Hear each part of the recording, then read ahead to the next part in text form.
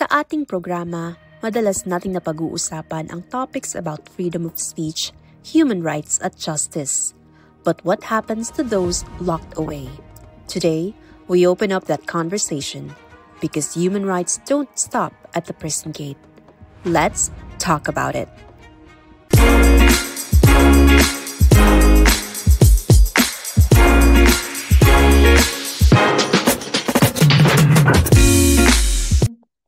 Magandang araw sa lahat ng ating tagapakinig. Stories that move, voices that matter. You're listening to Rights Now. I'm your host, Riza, and welcome sa panibagong episode ng ating programa kung saan binibigyan natin ng boses ang mga madalas hindi napapakinggan. Today, we shine the spotlight on the lives of the persons deprived of liberty or PDLs. Kasi nga, basic human rights don't stop mattering once a person crosses a threshold like prison.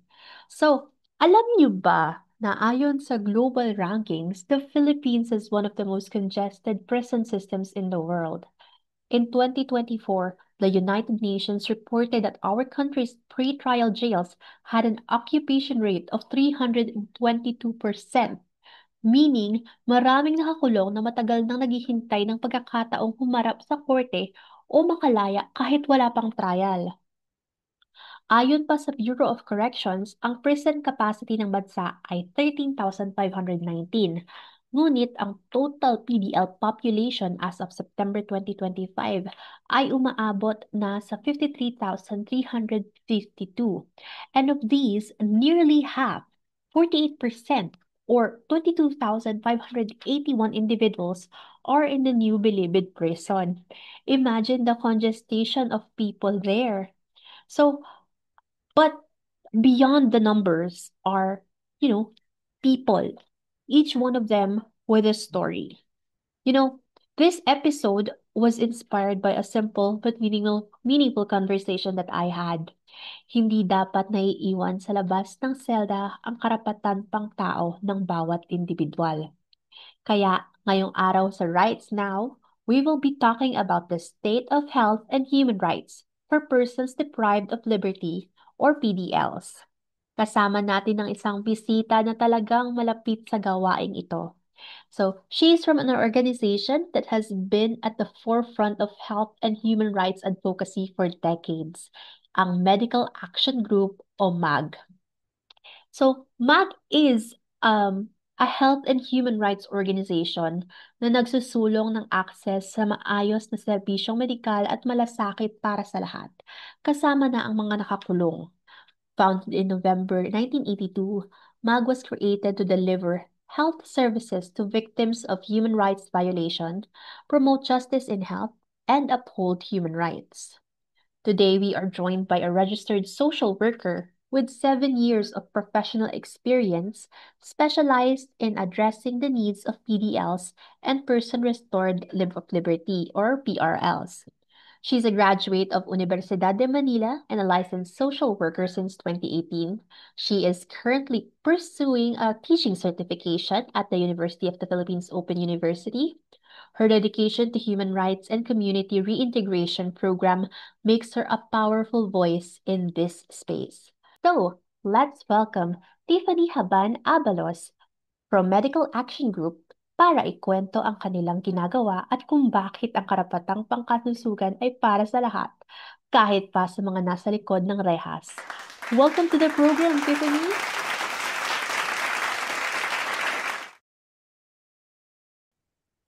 Let's start with our interview po. So, can you introduce to us your organization and the work that you do? Pakilala ko yung organization namin, no?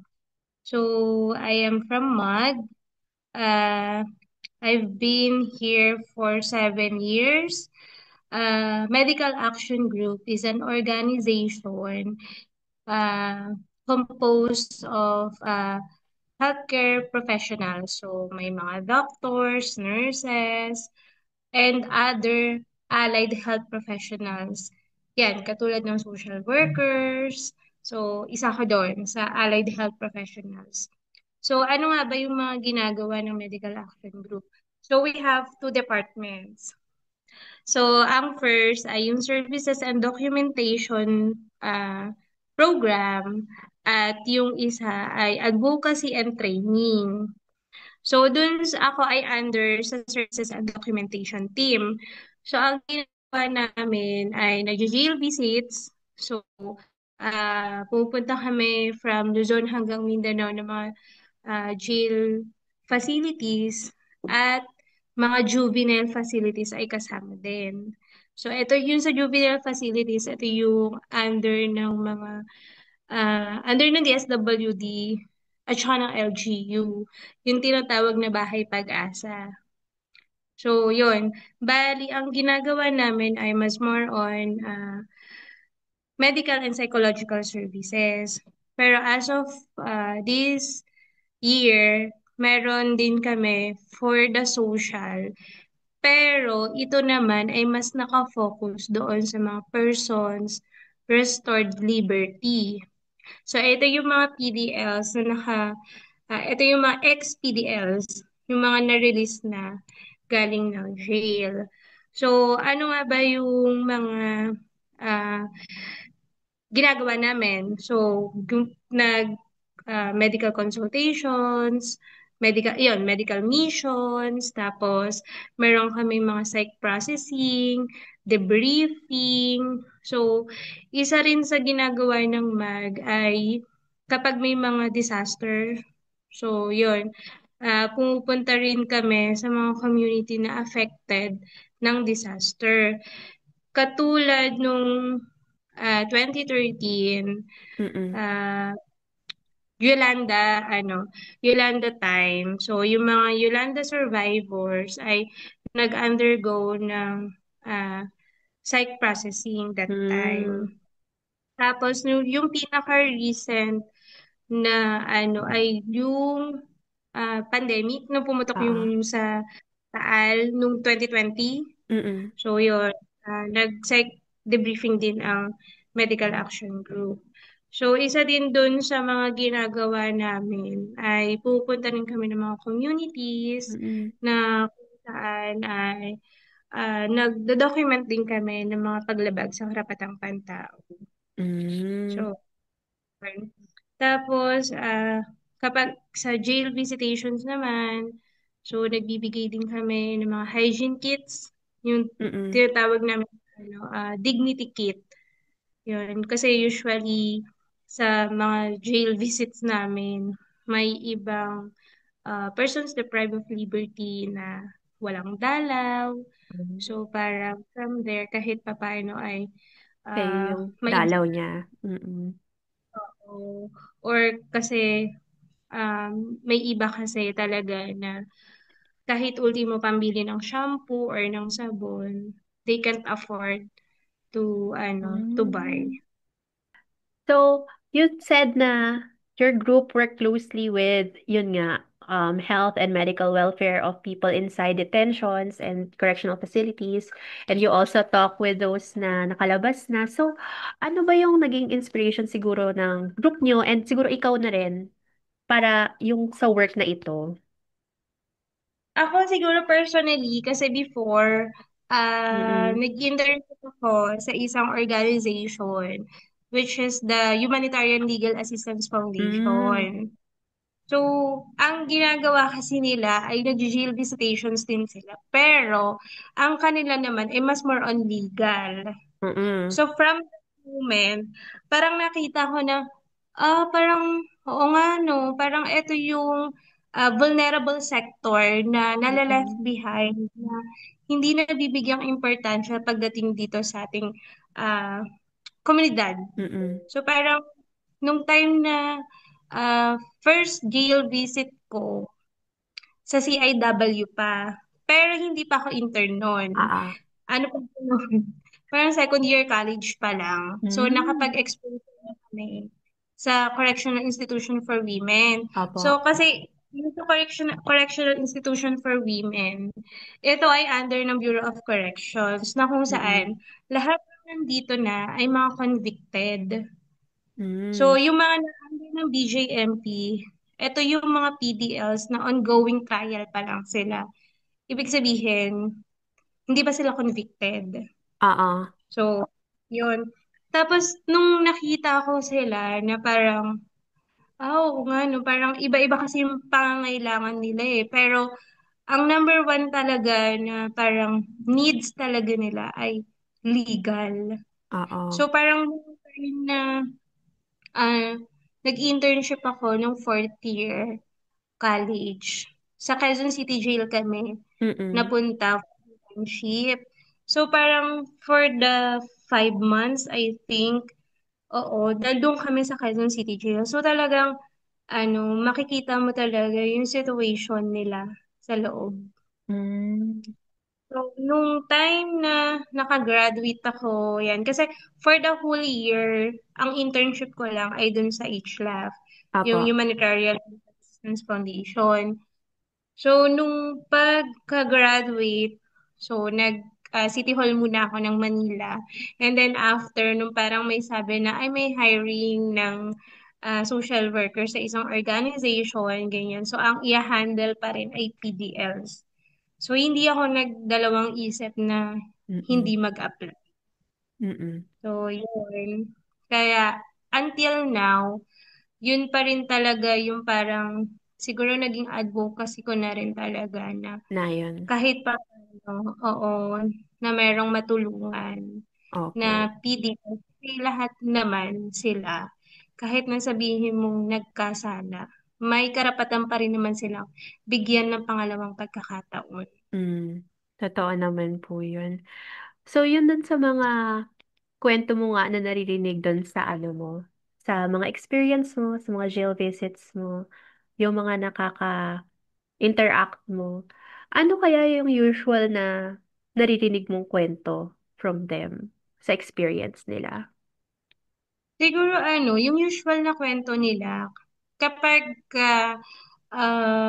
nakulong sila, yung stigma Mm. doon na naiiwan doon sa family nila kasi yung iba parang kapag ka nakulong, masana kung ito ay drug case depende pa Mm. to kung anong case yung sinampa sa kanila. Pero ah, usually na mga nakakausap ko ay yung mga may kasong may mga drugs. So parang ang kwento nila kapag sila ay nasa loob na yung may mga kinakasama, yung may mga Mm. asawa, yung naghihiwalay.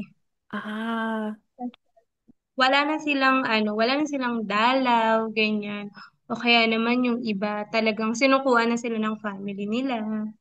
So, mm. parang masaya na kung yung isang PDL na may anak siya, Mm. pero hindi niya nakita yung anak niya. Ah, Kasi parang ang ang reason nitong ex-partner niya ay syempre nakakulong. opo. So, yung negative na pagtingin kapag Mm. ikaw ay nakakulong. So, yun. So, parang from there, ang nakakalungkot kasi parang imbes na support system nila Mm. ay yung family, pero hindi na nila Wala. nagiging support system. Oo. Kaya yun, dun din kami pumapasok na parang ah, since syempre mas mental health matters, Mm. doon yung iba sa kanila parang nagsasabi na may suicidal ideation sila. Ah, So, parang yun, yun yung kailangan natin na parang ah, ma-prevent.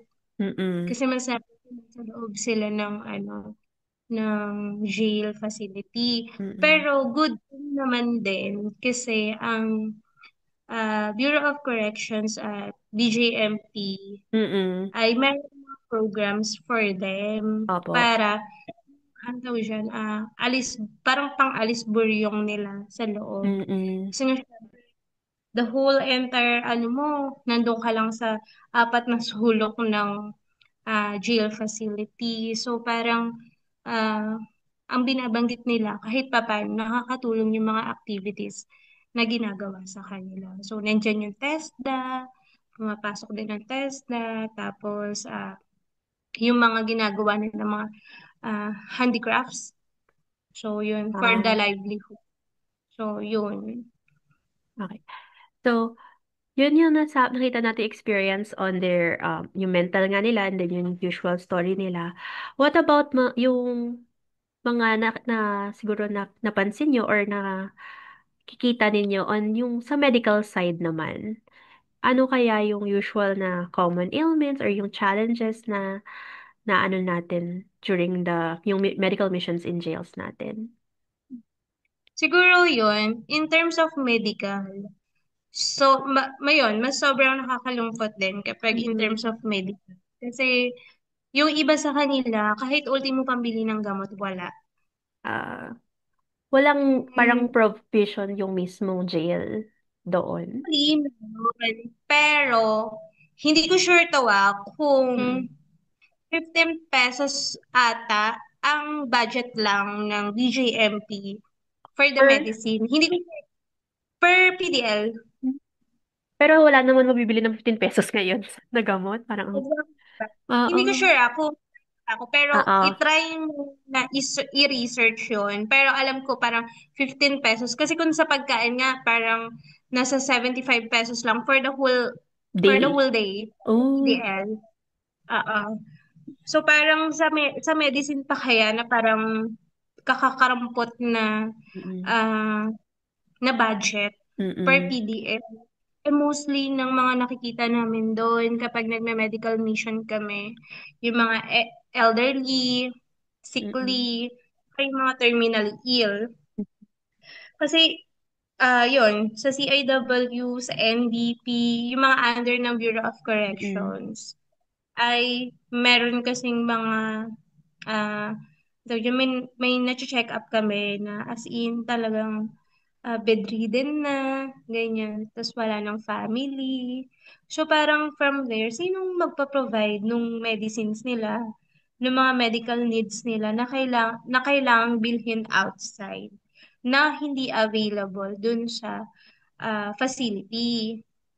So parang yun yung nakakalungkot na ay wala na bang pag-asa na parang makontak yung family mo o Mm. kaya ah, may endorse, ganyan. Ang nakakalungkot pa dun, pag medical talaga, may sana kung emergency, Mm.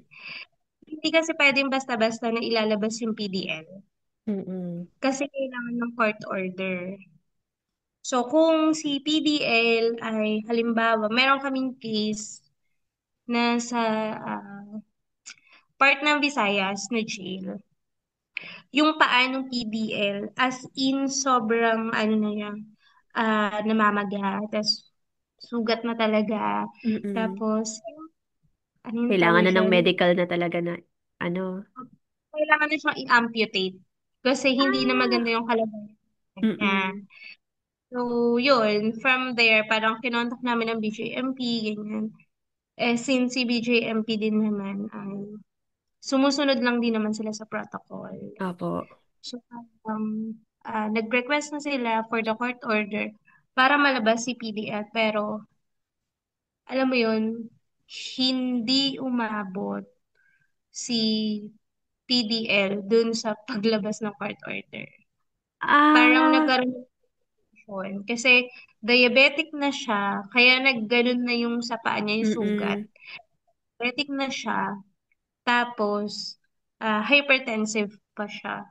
So Ay, naku. parang, oo, so yung complication na yung talagang kinamatay niya. Mm. Parang yun yung pinaka-saddest part na parang sana nga kahit sa medical lang, sana kung po pwede, hindi na kailangan ng court order. Mas lalo na kung life and death situation na Mm. yung ah, pasyente or yung Mm. PPL. So there's still kasi parang issues within the system nung pag ganyan no, mga ganyang cases. Tas ang sabi Oo. mo nga, parang marami doon sa mga nabi-visits nyo, yung mga pre-trial pa. So pag ganun, Mm, kailangan pa rin nila ng court order. Hindi pa sila na oh, haharap sa korte for their case.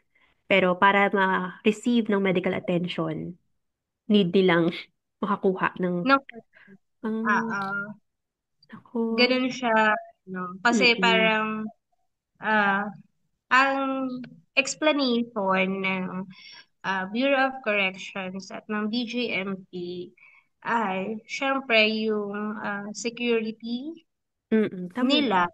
at security rin ng PDLs. Kaya Mm-mm. parang na talaga ay may court order bago talaga nila ilabas. Which is, naiintindihan naman namin. Naiintindihan din naman yun. Pero yun at the same time rin naman. Hindi naman kasi all things are same, ano. So, yung case to case din naman siguro. But, yun nga. Mm. Mm-mm. Oo. Sige. Mm. So, ano rin, so yung mga pag-visit nyo sa iba't ibang klase ng jails, sabi nyo nga, nag-visit din kayo dito sa ano, sa NCR, sa Davao, yung Mm. mga ganon. So, ano yung nakita nyo or napansin nyo sa conditions inside yung facilities? Kasi, according nga sa report, tayo ang number one or at least top Pinaka- sa congested. Mm. Yung, kahit yung Mm. mga ganon, overcrowding, Mm. sanitation, paano kaya yung sa mga napansin ninyo, how do these affect din yung health nila, yung well-being nila? Actually, napakalaking impact nung Mm. overcrowd. Masaya sa health nila kasi masaya na kapag, 'di ba, kasi yung mga nakikita namin tabi-tabi sila matulog, ganyan. Kapag yung isa merong kati-kati, may skin ano na, skin Ah, allergy, mm. ganyan. So parang ano, pag isa nagkaroon, parang lahat sila matatamaan. Parang ano lang yan TB, yung tuberculosis. Mm. So kapag yung isa meron, lahat sila parang ganun, parang nagkakahawaan. Kaya Kasi, yun yung parang, mm. kasi 'di ba, Yeah, ang yung ano ano na naman, lang, oh, yung sa sobrang close care, sila. Yeah. gano'n. So, parang, yun talaga yung parang pinaka malaking impact kapag hindi maayos yung facility na tinutulugan nila. Mm. Yan, tas siguro isa na rin sa reason yung pagtaas ng bilang ng mga nakukulong. Masaya na Yeah. during past administration, Mm. doon talaga nag-boom yung ah, Oo nga. overcrowding jails. Mm.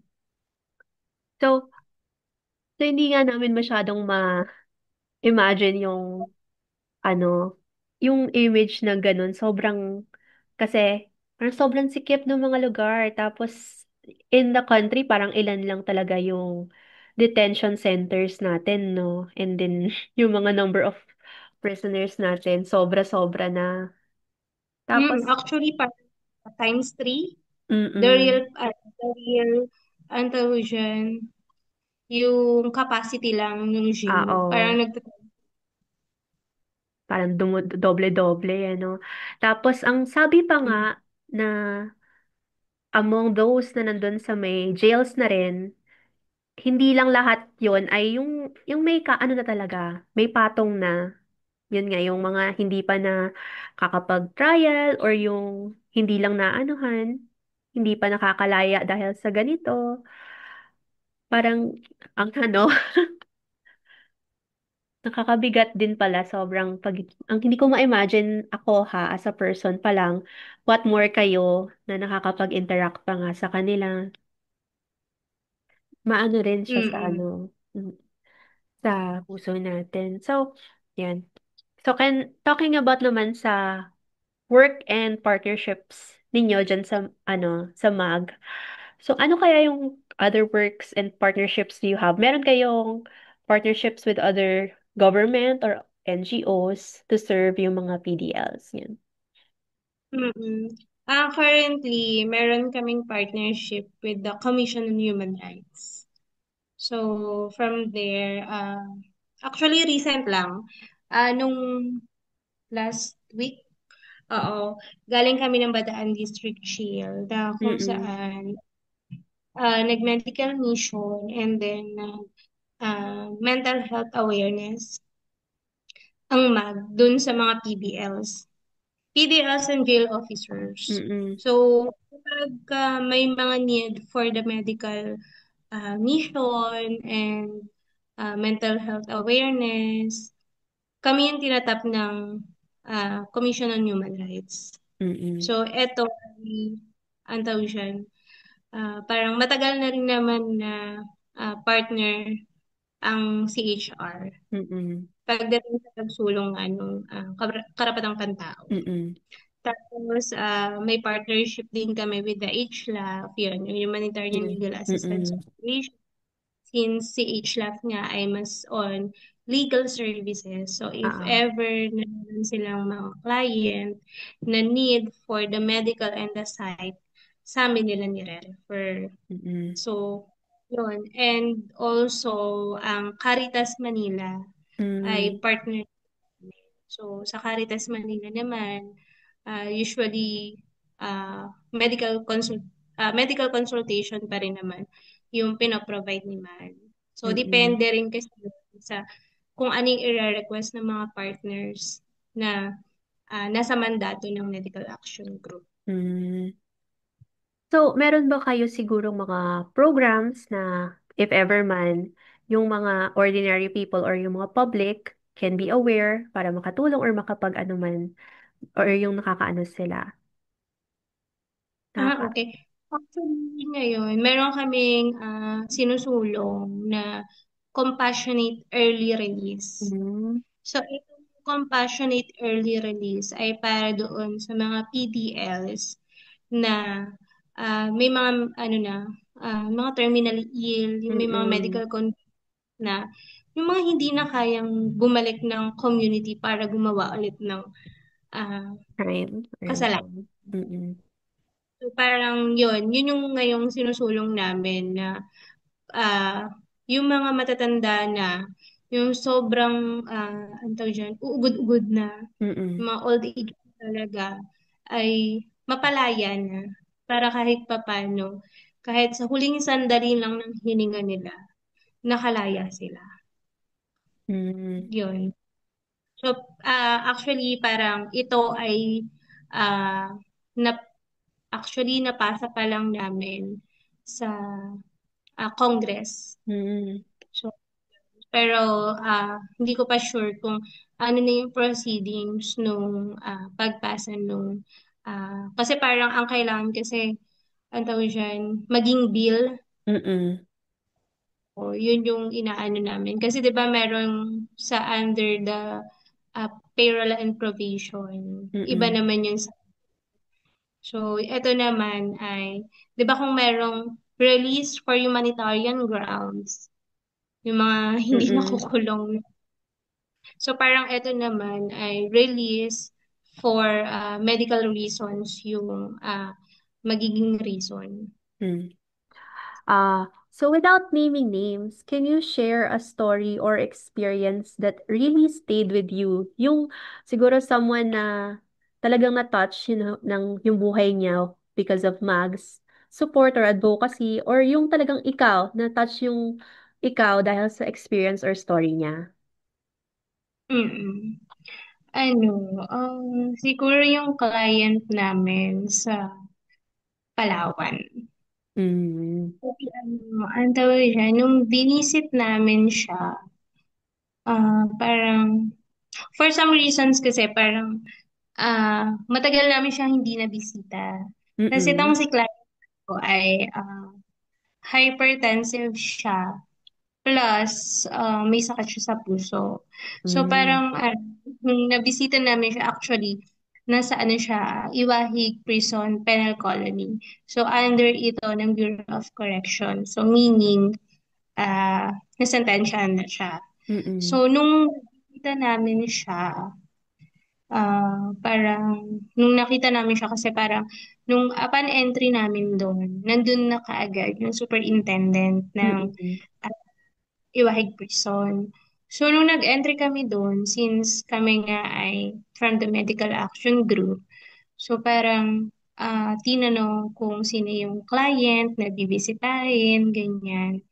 Tapos parang, opo, ganito, ganyan. Parang, si tatay, ganyan, na mm, merong ganyan. Tapos parang nung si superintendent, ah nag-ano siya, parang tinanong niya yung isang bureau correct, ah, Bureau of Corrections Officer na Mm. parang paki-check nga yung legal case niyan, ganyan. So from that moment, parang nung chinek yung legal case niya, ano na pala niya, nabuno niya na pala yung sentensya niya, which is nasa 15 Oh. years. Oo, nasa 15 years lang yung sentence na binigay sa Pero andun pa kanya. rin siya. Oo. Tapos parang nung time na nag-visit kasi kami sa kanya, parang around May, nag-visit Mm. kami. Last 2023 yun. Nung nag-visit kami sa kanya. Tapos, nung di ba pinapasok na kami sa jail, Opo. ganyan. So, check up na namin siya, na-check up na, ganyan, and everything. So, parang nung after namin, ang sabi sa kanya, nung superintendent, na parang, tay, ano ka na pala, serve sentence na. Mm. Parang nandito ka pa, ganyan. So parang, from there, hindi na namin alam kung ano yung mga nangyari during that, Mm. whole month of June. Kasi Mm. katapusan kami pumunta nun. Tapos pagdating ng July first week, nagulat kami, nakatanggap kami ng email galing dun sa superintendent ng Mm. Mahig Quezon na parang ang sabi ay ah, release na nga daw si Opo. tatay. So parang Mm. doon, parang ano ba to, blessing in disguise na pinuntahan namin siya for the medical Mm. consultation. Kasi otherwise, hindi Tapos, talaga maano siguro yung ano niya, no? ako yung sa legal niya. So Mm. parang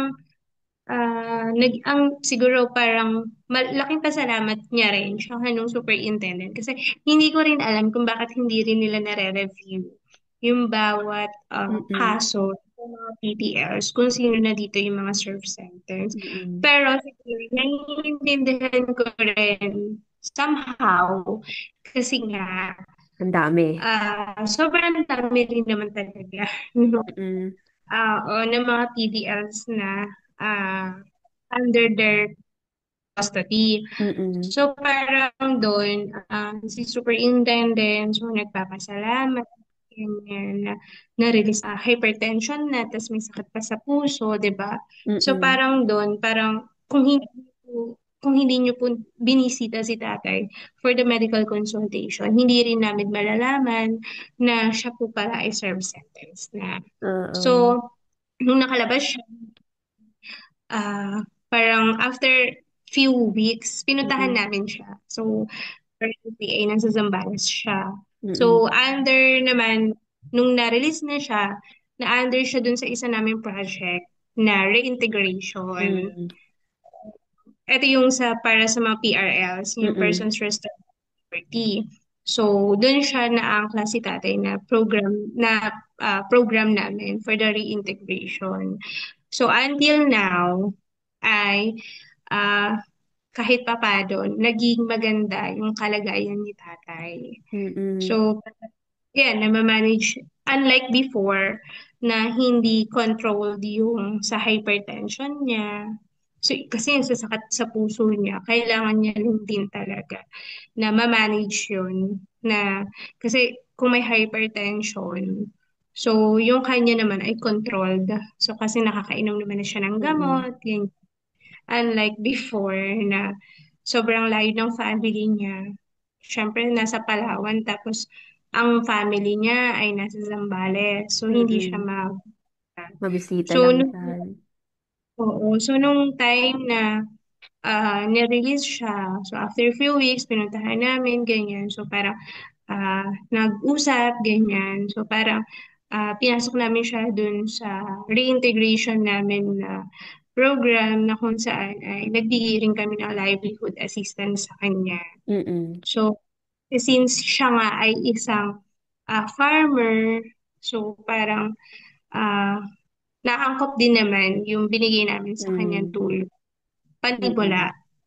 para makapagsimula talaga siya. So, until now talaga, parang laking pasalamat niya sa amin na kundi dahil sa medical consultation, hindi mare-review yung kaso niya. Mm. Maano rin Ayun. talaga.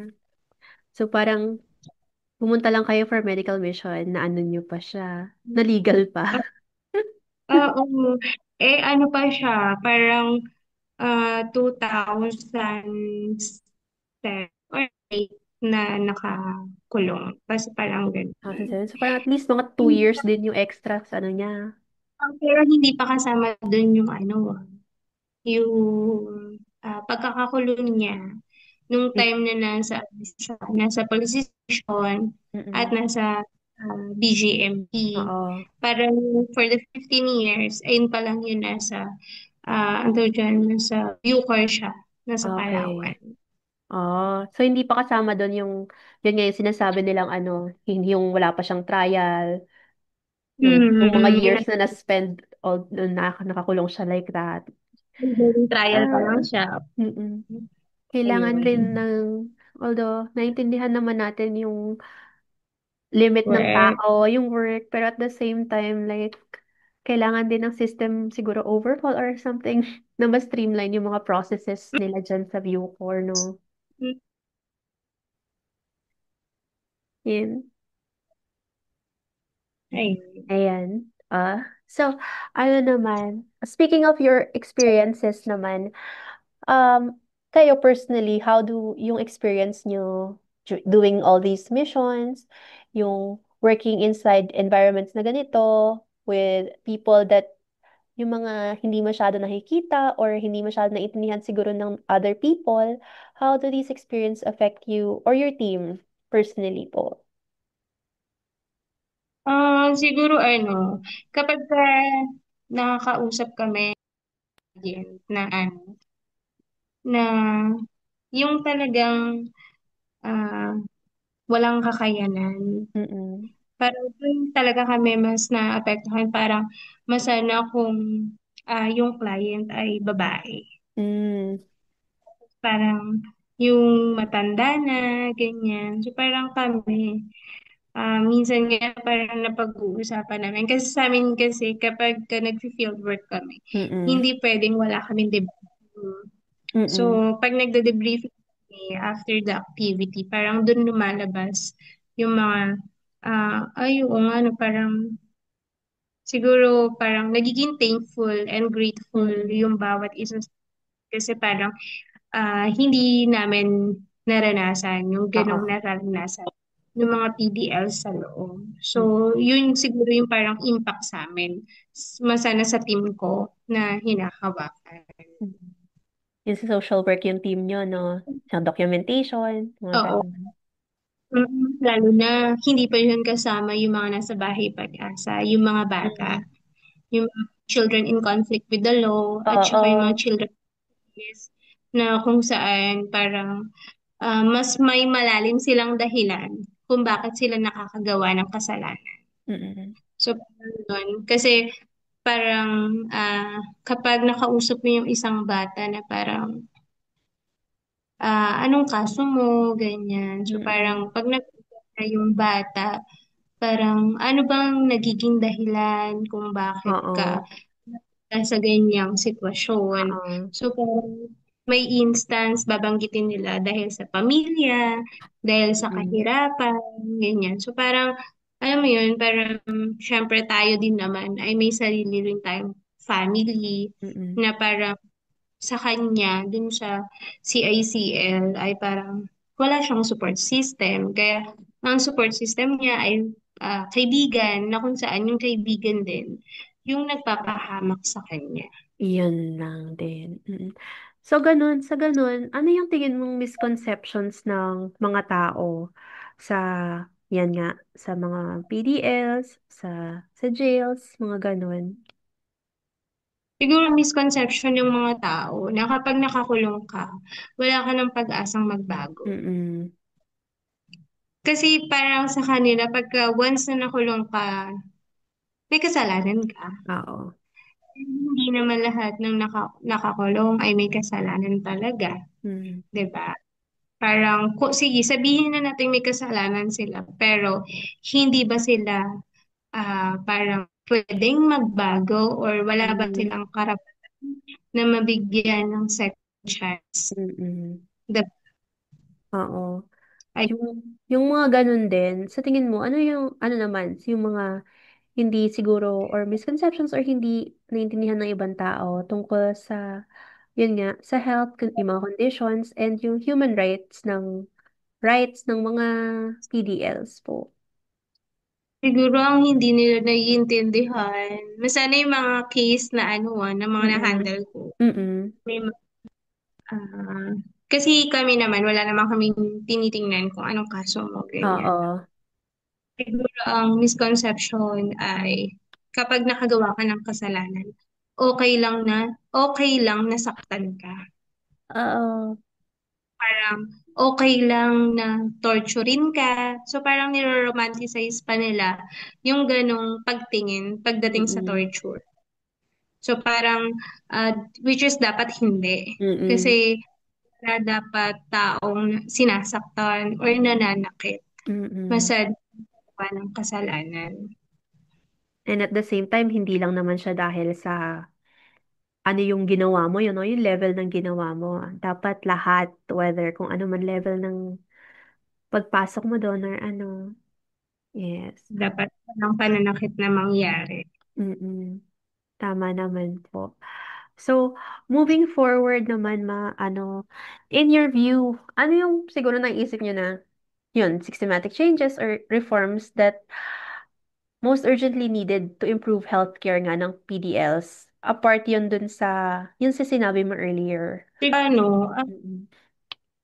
oo, Yung sa parang siguro pinapasa yung yung bills? ano,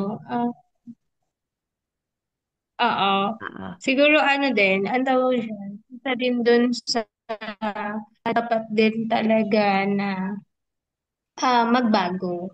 mm-mm. Siguro yung ano, sa pag-proceed dun sa healthcare system nila, masana yung budget. Budget. Kasi ano kapag masana yan, pagka may PDL, in need for the laboratory, ganyan, eh hindi naman lahat ng organizations or ng partners nila ay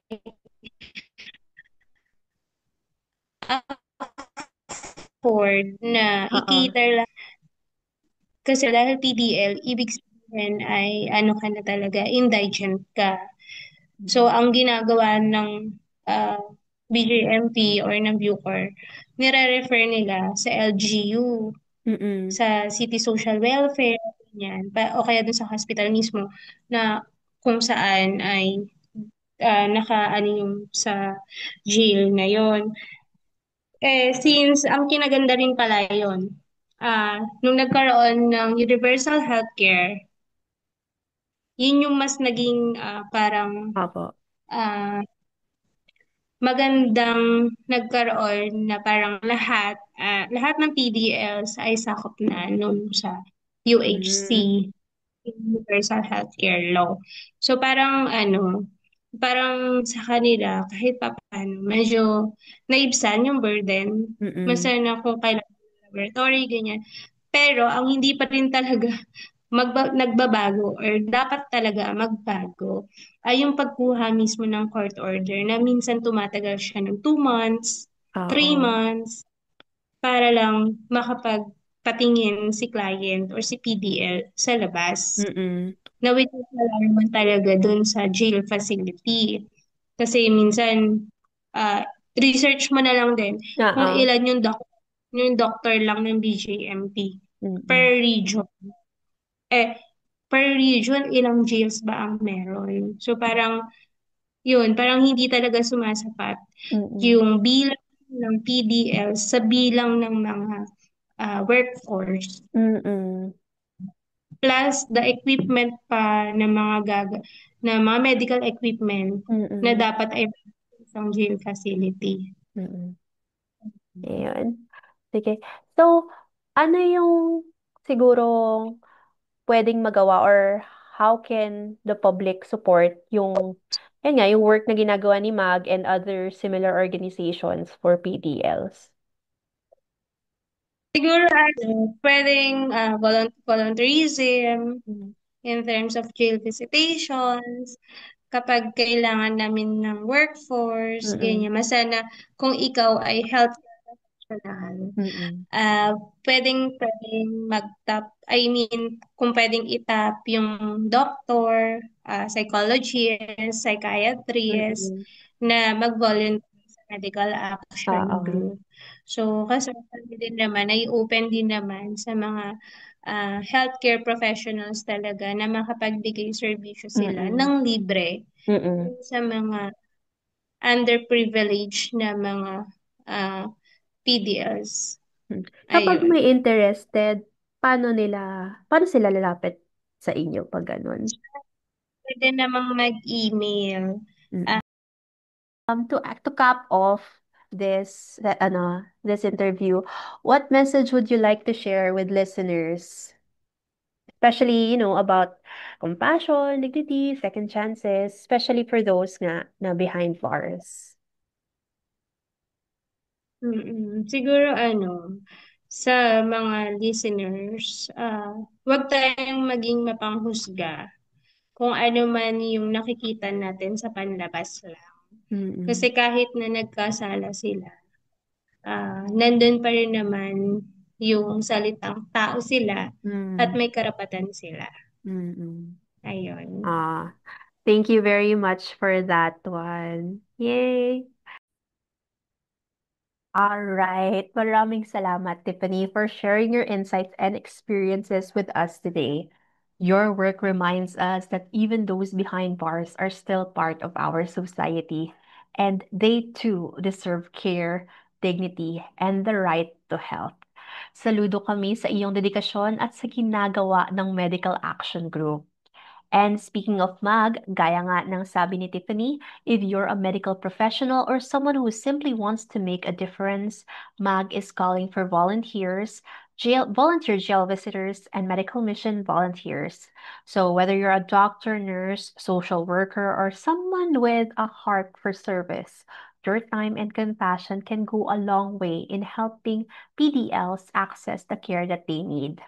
So if you're interested in volunteering, just contact MAG via their email, mag.1982 at magph.org. So you can also check out their website at magph.org. So these are all flashed on the screen right now. And that's it for today's episode of Rights Now, where we talk about human rights in action. Remember, every being is deserving of basic human rights. Let's keep advocating, keep listening, and keep showing up for those who need us most. Hanggang sa susunod, this is Riza, and you're listening to Rights Now. Stay safe, stay informed, and stay compassionate. Thank you, everyone.